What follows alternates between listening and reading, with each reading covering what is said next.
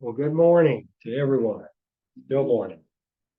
I know you probably can't tell, but my voice is a little raspy.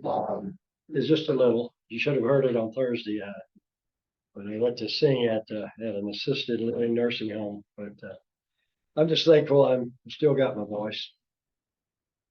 What a great day to be together. Got a good group here. I want to say this lesson that I am presenting today. To me, it's one of the most important that I've learned in quite some time. I want to give a lot of credit to a brother, Ken Craig. He's an elder in a church in Alabama.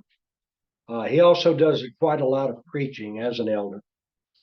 He's been on at least one, if not more, trips to Africa to preach the gospel there, specifically in Ghana and and in other places. And he's just what I love about him is he's so clear, and he makes his points simply and clearly, and very understandable.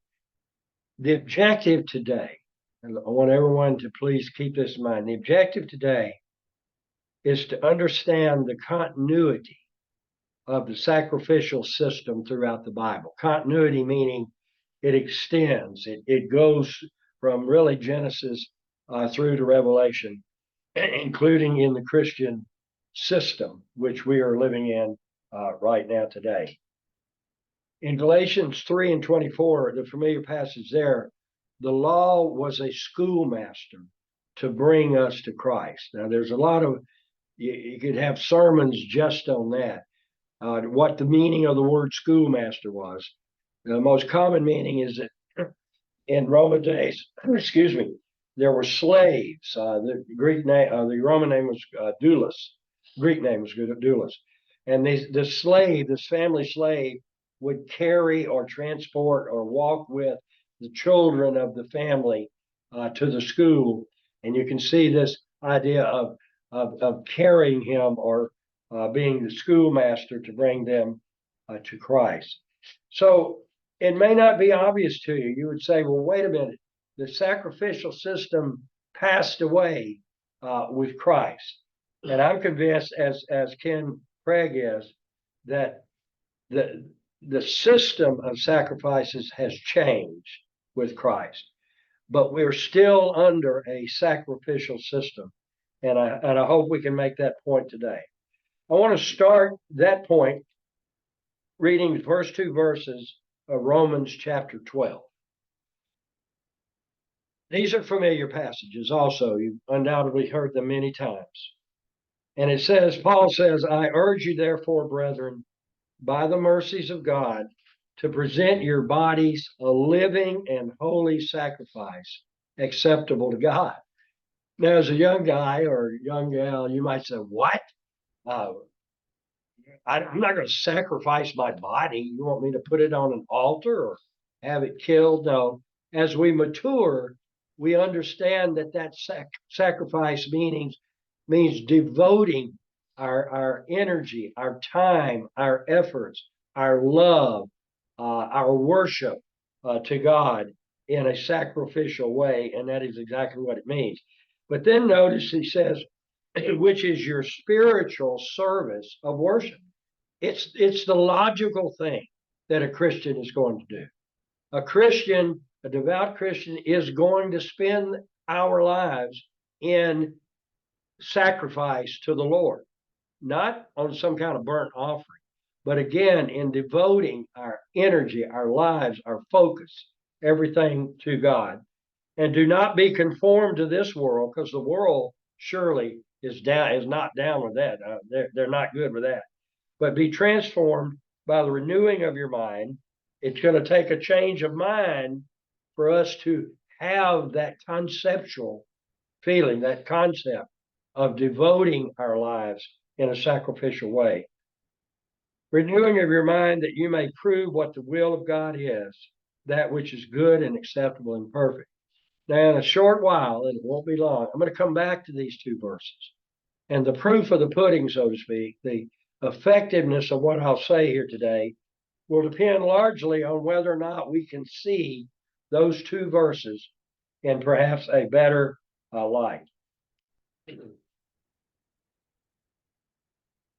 We've had a pretty intense study of the Mosaic system in our classes here in Ephrata. And we can build on that again to understand how the sacrificial system still exists, of course, in different form among Christians today.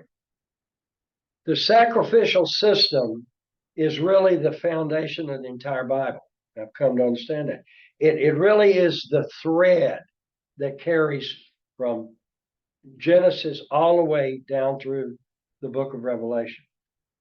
Notice also an interesting fact. Every culture, every society you can think of, from the Aztecs in Central and South America, everyone, Eskimo, they all have some sense of doing sacrifices.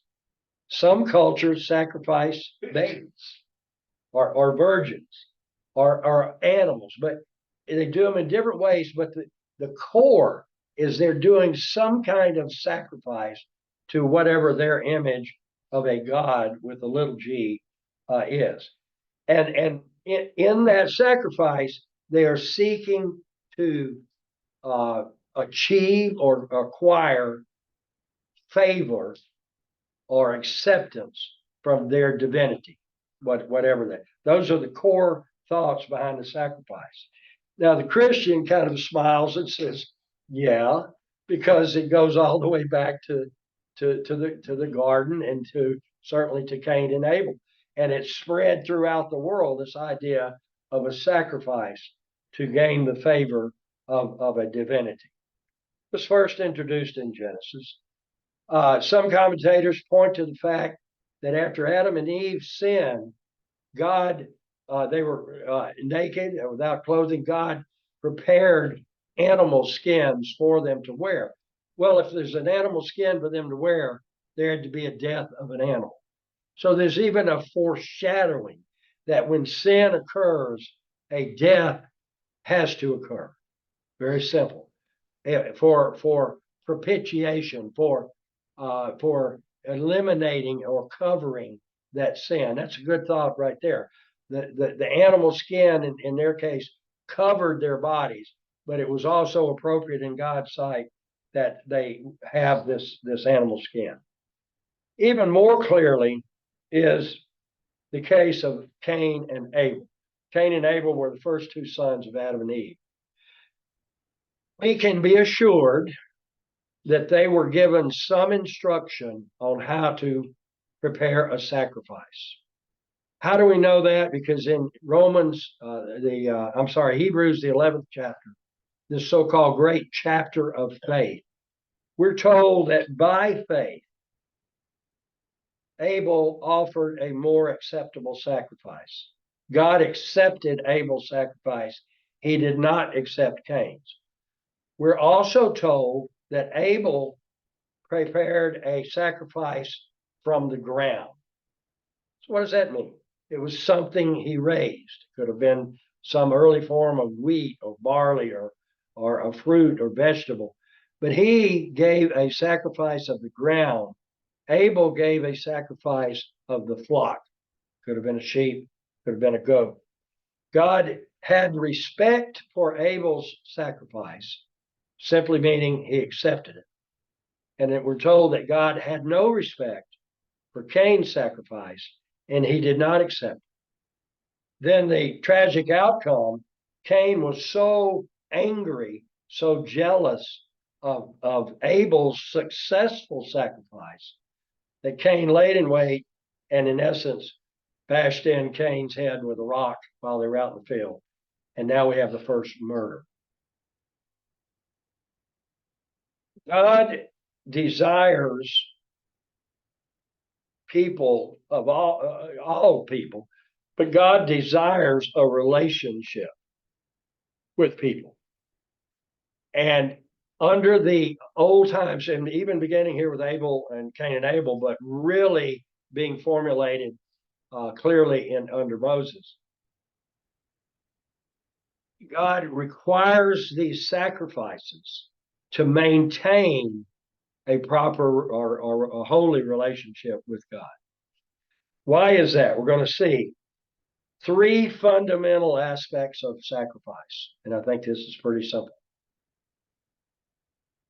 God is an absolutely holy God. Hard to conceive that in a sin-filled world. I mean, we know quote unquote good people that are charitable and help and all that, but they have flaws. They're not holy in any kind of absolute sense. They may be seeking holiness, but if they're human beings on this earth, they and we and you and I fall short of that kind of holiness. But God is absolutely holy.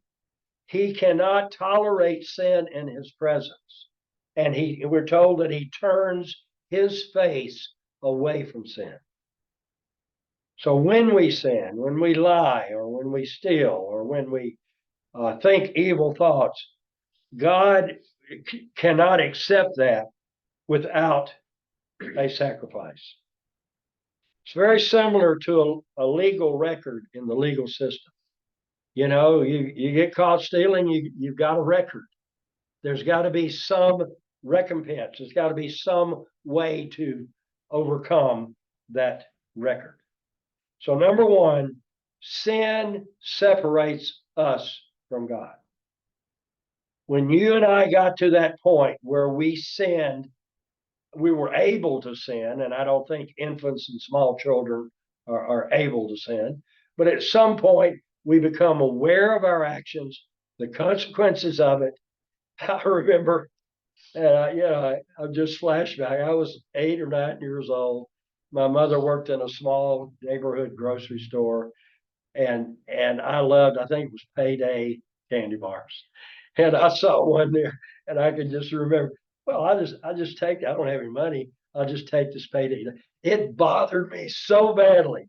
I knew it was wrong. I had been taught, and I knew it was wrong, and I prayed many times for repentance of that and other sins. But at some point in our not in our infancy, but in our childhood, we get to the point we know right from wrong, we do wrong, we recognize it, we have sinned at that point. Happens to all people of normal ability. Let's call it that.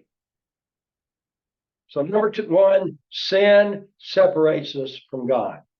God turns away individually when we sin. There is a price for sin.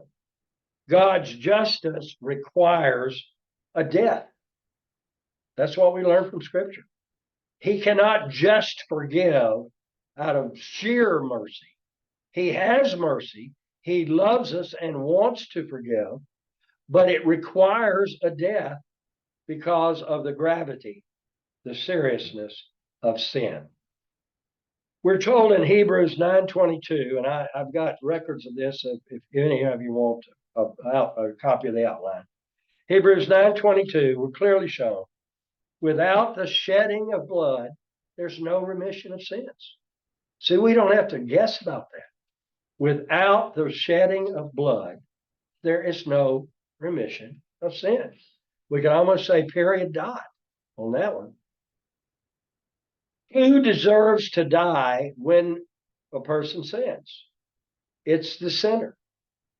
It was I when I stole that payday bar.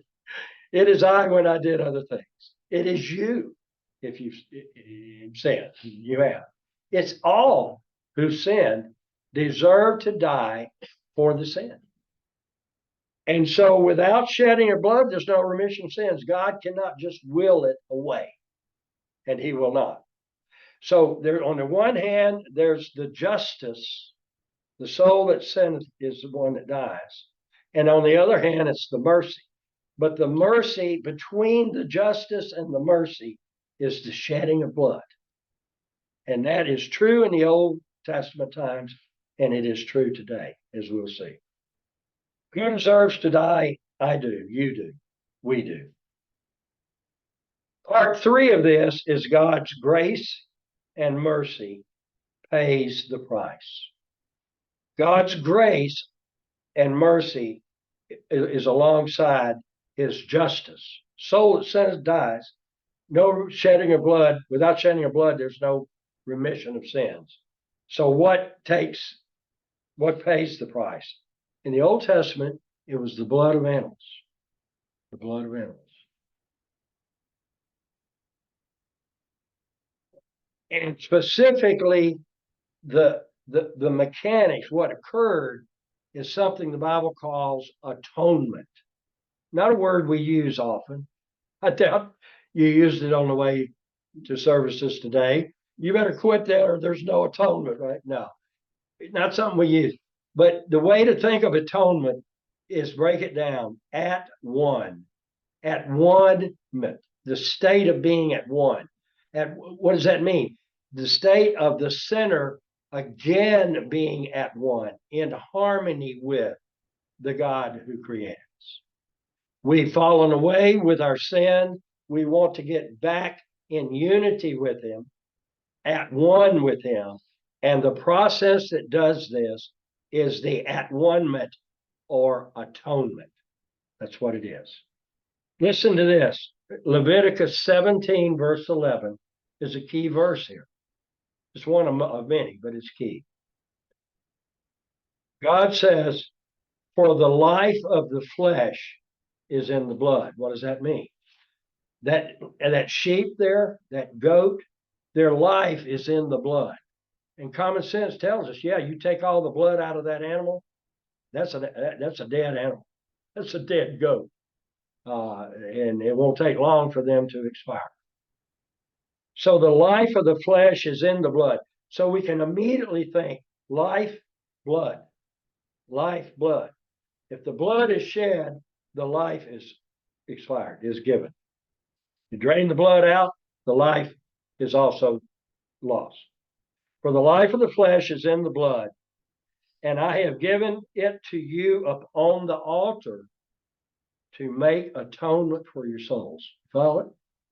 It's the blood of that animal under Moses that was given on the altar, which meant the life of that animal, but it was to make atonement for your souls at one-ment. For it is the blood that makes atonement for the soul. That was a universal principle throughout the Old Testament. Something had to die when sin occurred. So really, we say it was the blood of the animal. Truthfully, it was the life of that animal that had to be given for the atonement.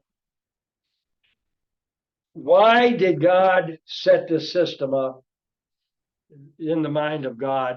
But we can observe what it did. What were the results of that Old Testament system? It created and cultivated in the people of Israel a reverence and respect for their sacrifices. As Christians, we know it's pointing to Christ, right? But for the people going through it for 1,500 years, they had a reverence and respect for their sacrifices, many of which required the shedding of the blood. It was a perpetual reminder, absolutely reminder to them of the means of forgiveness and salvation. Imagine going through that for 1,500 years. The Jew immediately said, I've sinned. Something's got to die. What's got to be done? That's the question they asked on Pentecost, recorded in Acts 2. Men and brethren, what shall we do? Even under the law, probably can't hear that, right? Even under the law, we've read Hebrews 9:22, without the shedding of blood, there was no remission of sins. You cannot will it away in God's sight. The mercy is offered, but there's a condition for it. Number 3, it was designed to direct their attention to the Holy One, that is Christ. Hundreds and hundreds of years, thousands and millions of animals were killed and the blood drained and sacrificed, pointing eventually to the Holy One, who in the fullness of time would make an atonement for the sins of all people by the shedding of his blood. We're going to come back to that. Christ died for all, but taking advantage of his death is conditional. And we're going to come to that. It was also to provide a wall of separation. I hadn't thought about this too much, between the people of God, Israel, and the pagan world, who did things like eating the blood, drinking the blood in their sacrifices. God says none of that. No eating of the blood, no drinking of the blood. Why? Because the blood is the life. And he connected those two thoughts for more than 1,500 years. The life was in the blood. And we can see how that's just going to become obvious to Jews who believe in the time of Christ. Number 5, by refraining from eating the flesh with the blood in it, a man is honoring the life, because the life is in the blood. Now I want to picture what occurred when an individual offered an animal sacrifice. It's pretty gruesome, but we need to know what really did occur. You didn't just bring that little lamb, Maddie, to the priest and says, take this lamb. I know it's my kid's favorite, but I got to go somewhere.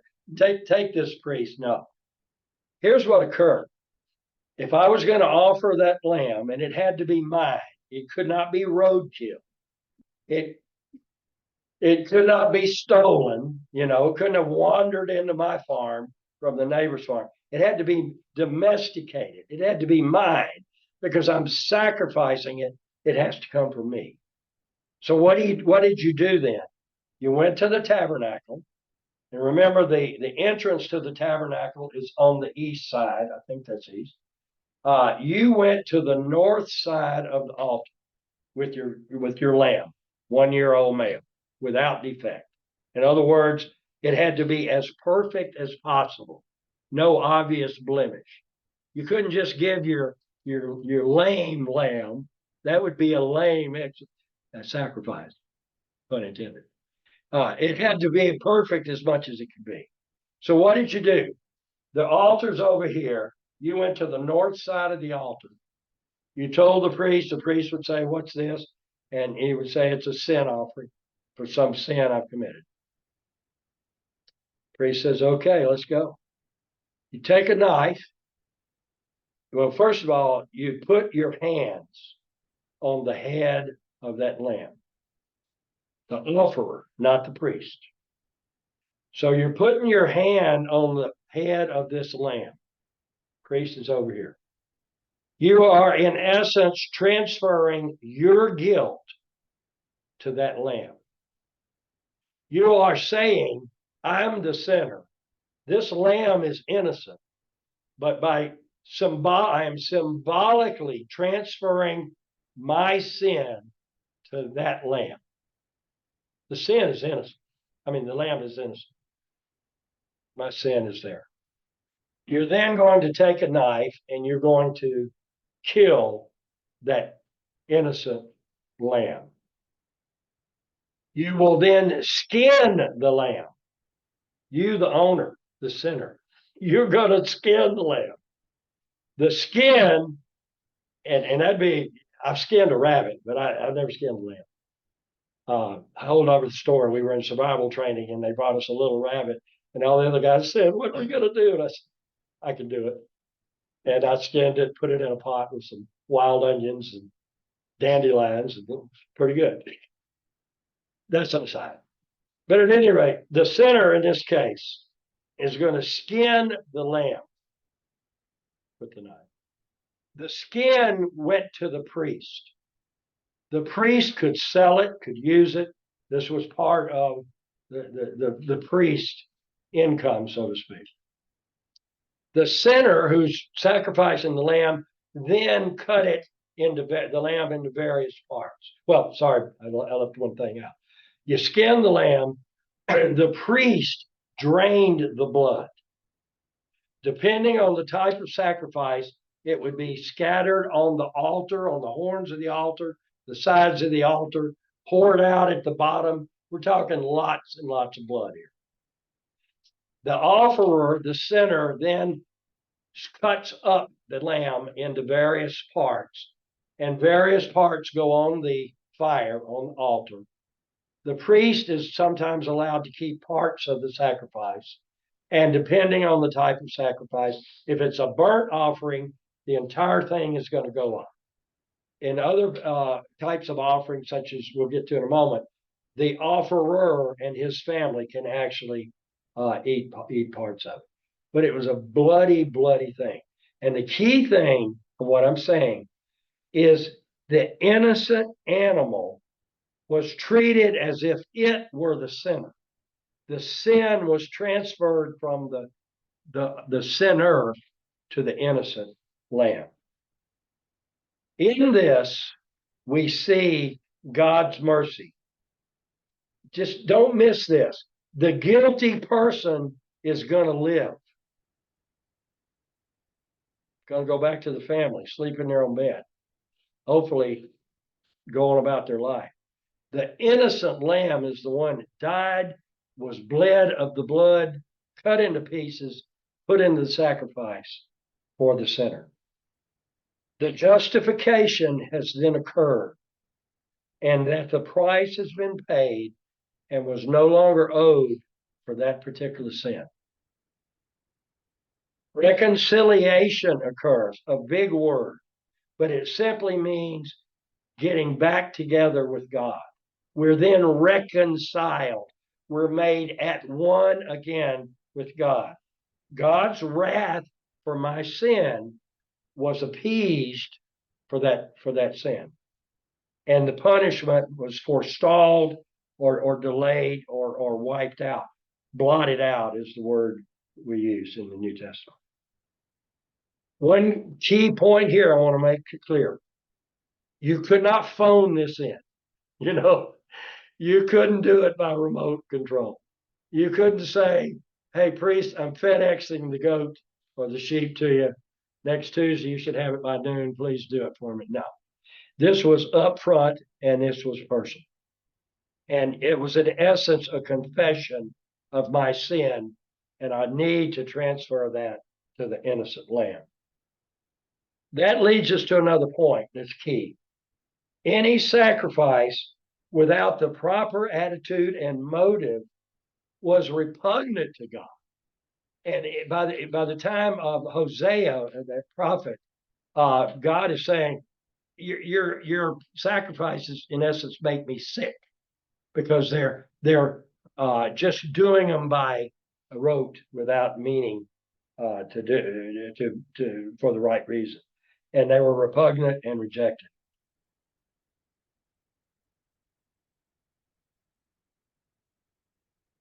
When we realize what the sinner had to go through back then, we're glad we don't do that anymore. Just imagine. I mean, but this went on for hundreds and hundreds of years. In Leviticus 16, we won't turn there because we've studied this at length. There was a day of atonement. The high priest was involved here. The high priest, you see, is a sinner himself in those days. So the high priest on the Day of Atonement had to first offer a burnt offering for his own sins to get back into God's favor for sins during the year. And then he washed ceremonially and then offered an ox, a bullock, for the sins of the nation of Israel. But the key thing there, the priest had to be perfect in that, not perfect, but in God's graces again. He had to first remove his sins and then could ask for the entire nation. We're going to see later in just a moment how that played with Christ. Back to atonement. I just want to make sure we have this in our mind. Think of at one with God, being reconciled back into his respect and acceptance. The Bible dictionary that I looked up, and I think this does a pretty good job of it. There's a reason I'm going to read it to you. In Christianity, atonement refers to the needed reconciliation between sinful mankind and the holy God. That word reconciliation is back into the favor of God. This reconciliation is possible through the atoning sacrifice of Jesus Christ. He was the sacrificial lamb once and for all time. Romans 3:25, Romans 5:11, Romans 5:19 all point to that. Atonement is the Bible's central message. And in Hebrews 9:22, we've read this. Almost all things are cleansed with blood according to the law, and without the shedding of blood, there's no forgiveness. You sin, something dies, or someone dies. Atonement is the thread running from Genesis through Revelation and how sinful man is reconciled with the Holy God.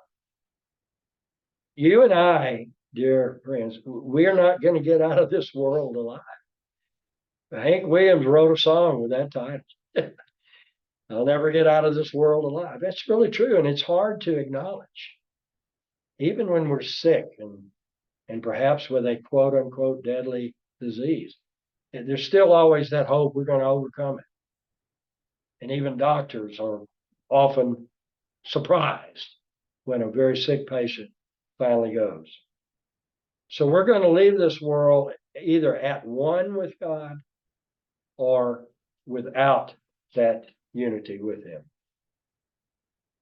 Now let's look very quickly at, I would call it the evolution or the progression of the sacrificial system. How did it develop? Initially, the sacrifices were done by the individuals. Cain, Abel, good example. Later on, the patriarchs, Abraham, Job, Isaac, Jacob, Melchizedek were patriarchs. They did the sacrifices for their family. In the book of Job, you can really see this. He gave sacrifices for all of his children. Then under Moses, which we've really studied extensively, it's been very helpful.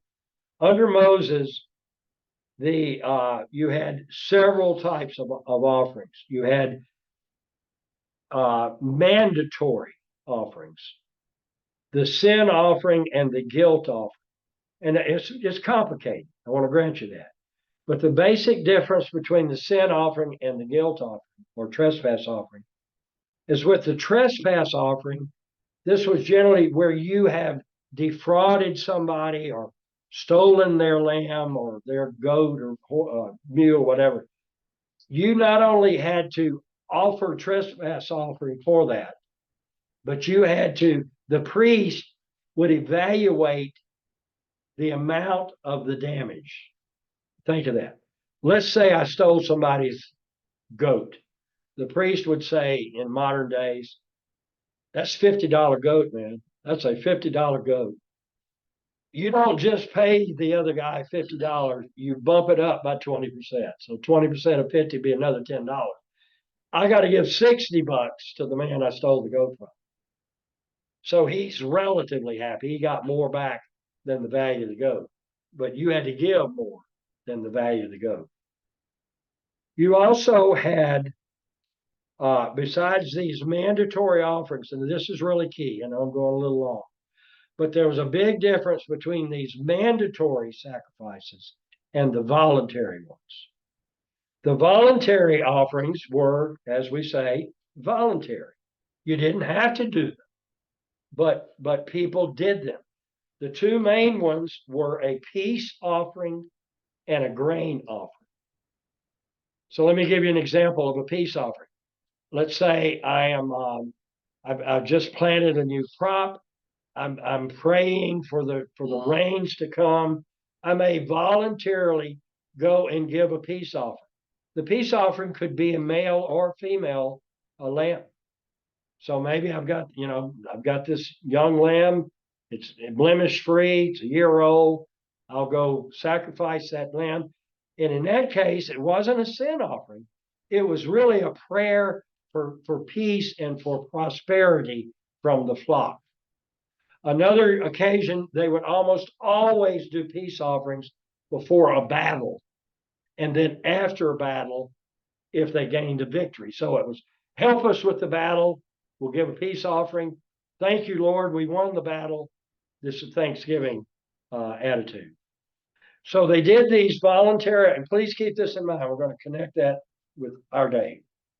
It was to show appreciation, gratitude, to show our love, their love for God and the brethren. There's a great example in the book of First Chronicles.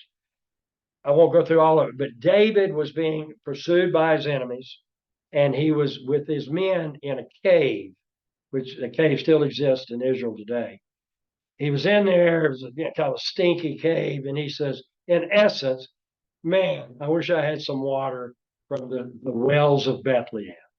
Some of his mighty men, 3 of them in particular, heard him say that and said, wow, let's go get some of the water for David. Why? They loved him. They appreciated him. They wanted to show their gratitude. They're just thinking, man, he's going to love this water. So they, in essence, fight through the enemy lines, get the water from the well, fight their way back, get back to the cave, and give the water to David. And he said, what is this? And he said, well, you wanted water from the well. He said, I can't take this. He poured it out, not to waste it, but in essence, he was saying, this belongs to God. This, I'm showing my gratitude. I'm not going to drink the water as much as I may want and could. And would he have been guilty of drinking it? I don't see how he would have. But his love for God says, I am giving this valued object, this great water, I'm going to pour it out as an offering to God. Voluntary offerings were common then. Voluntary offering, though, again, had to be something valuable to you. Couldn't be roadkill. Couldn't be something that, you didn't want anyway. Something rotted from the field. No, it had to be valuable to yourself. Fast forward. 1,000 years from David, John the Baptist comes on the scene in the book of Matthew, and we see him in Mark. And Jesus comes walking to John the Baptist. They were cousins, by the way, separated by about 6 months of birth. John the Baptist looks at him and through inspiration says, behold the Lamb of God who takes away the sins of the world. If you don't know this Old Testament history, you go, what? What is that? What does he mean? Is he calling him an animal? Or is it an insult? No. By inspiration, John the Baptist is saying Jesus is going to be the sacrifice, the sin offering, and the trespass offering for the world. But be totally misunderstood except for the sacrificial system. In 1 Peter 2:24, it's another great reference. Peter says, Jesus died that we may die to sin. We may die to sin. Do you see the similarity? In essence, we're putting our hands on Jesus, the innocent lamb, and he dies, but it's for my sins. It's for my sins. In Romans 6:3, this takes on so much more meaning to me. I'm excited about it. How many times have I read this? But Paul in Romans 6:3 says, we're baptized into Christ, into his death. So baptism is not just something you do because you're trying to be good. It's the way we come into contact. It's in essence kind of putting our hands on Jesus' head in a way. But Paul says that's where we come into contact with the blood. Remember back then, the owner, the sinner of that lamb, had to put the hands on the lamb, had to kill the lamb, skin the lamb. The priest bled the blood, and then the owner cut it up and laid it onto the sacrifice. The owner was intimately involved in the sacrifice and could not phone it in. Today, we have to be intimately involved with the sacrifice of Jesus. None of this, close your eyes for 2 seconds and say, God help me and I believe, and all of this kind of thing that's taught every day on the media. We have to be intimately involved in the sacrifice of Christ. We make his death our death for our own sins. Instead of we the guilty, it was he the innocent who died. And we have to acknowledge that in a way that older guy under Moses had to put his hands on the lamb and in essence tell the world from his world, I'm a sinner, and this lamb, innocent lamb, is going to die in my place. Wow, that is deep. Matthew 5:17, Jesus says, I come not to destroy the law. I come to fulfill the law and the prophets. No more centuries of continual blood sacrifices for the sin. And we know what happened. For once and for all, he died in our place. So now get this. We're coming to what's so cool to me, man. Jesus fulfilled the mandatory offerings for sin. That sin offering and that trespass offering were fulfilled in Jesus on the cross. And it's in baptism that we acknowledge, come into contact with the blood, and in baptism, our sins are removed. And all of the silly arguments about, does the water clean your body? No, it's symbolic. Really as symbolic as that man putting the hands on the goat or the lamb. He was symbolically transferring his sin to that innocent lamb or goat. In baptism, my friends, our sins are removed, and we're promised that. We are in a position to maintain our relationship from that point. We enter into the at-one-ment, the atonement with God and with Christ. Now we can maintain the relationship through Christ. Question now, what about the voluntary offerings? They're still here. They're different.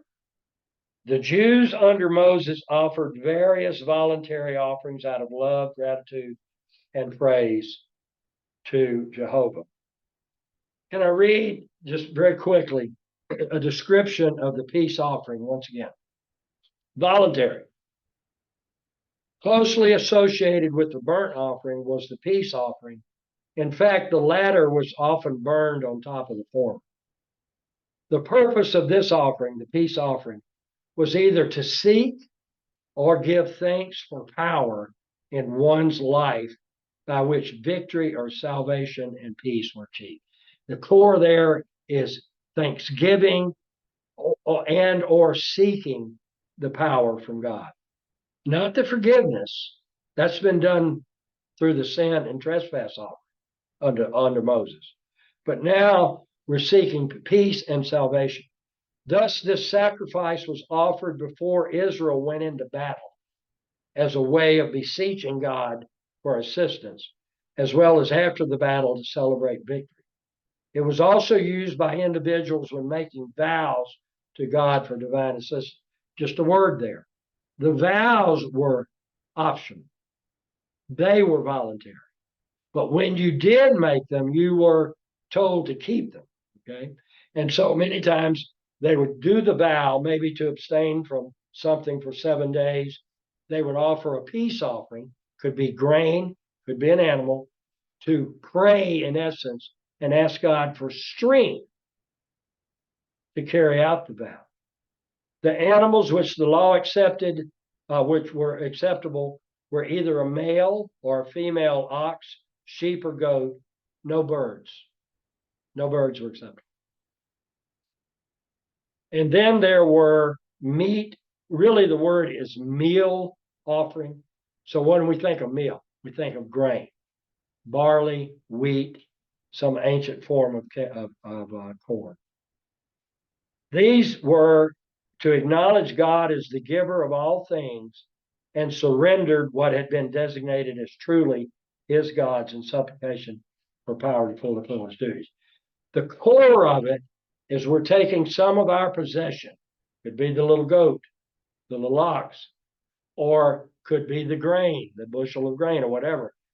It's ours. We could use it. It's our possession, and we are voluntarily giving it to God.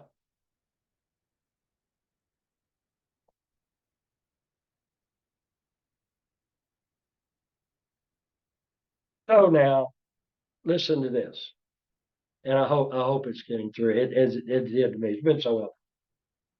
So then along comes Peter in First Peter, writing to this phrase, First Peter 2, verse 4 and 5, if you're keeping score.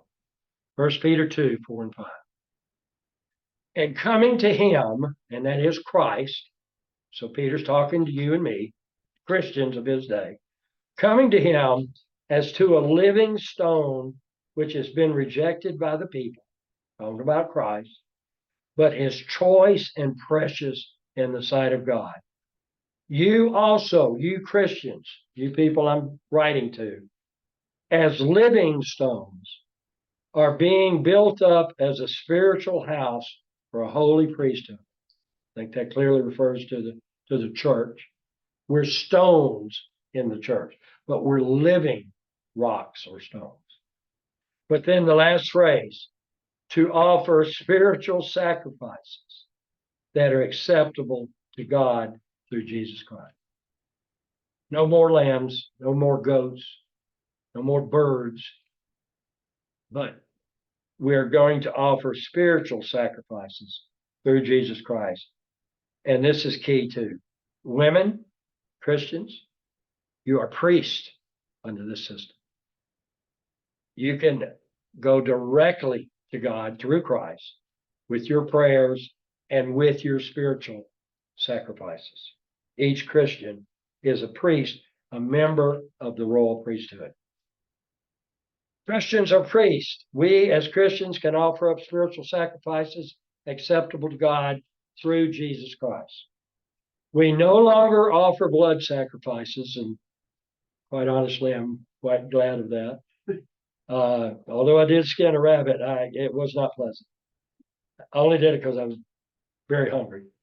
We no longer offer blood sacrifices, but we can and should be offering up the voluntary sacrifices to God through Jesus. This is why I started with saying the sacrificial system is the thread that runs throughout the history.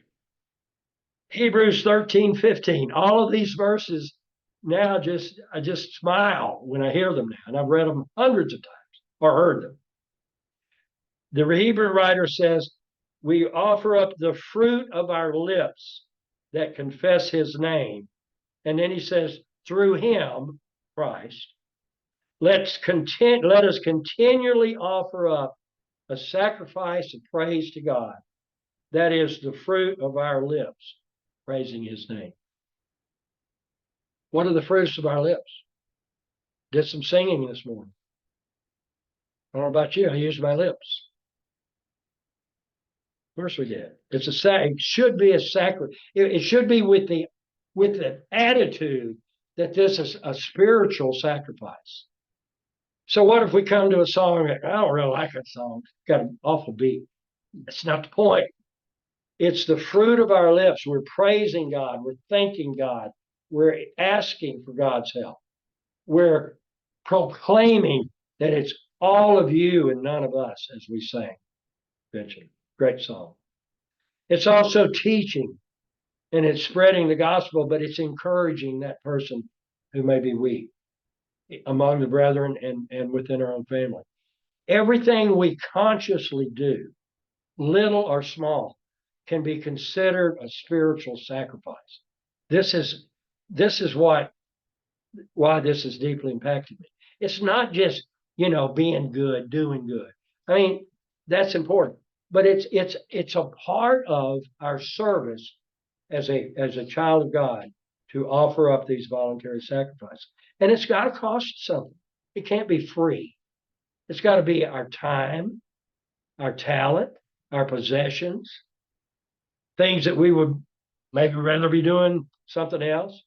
But we're taking the time, we're taking the talent, taking our money, and we're helping others as a spiritual service to God. Now, of course, we may also think, well, it's just a good thing to do, a right thing to do. Yes. But as Christians, it is a spiritual service. Hebrews 13:16, the next verse there. With God, with such, that is these spiritual sacrifices, God is pleased, not ourselves. Do we complain when we have to help someone? Oh boy, Alan Fay, I need more food. Yeah, I'll use, and that's not the attitude of you people. But it is, and we love it, but it's also an opportunity to serve.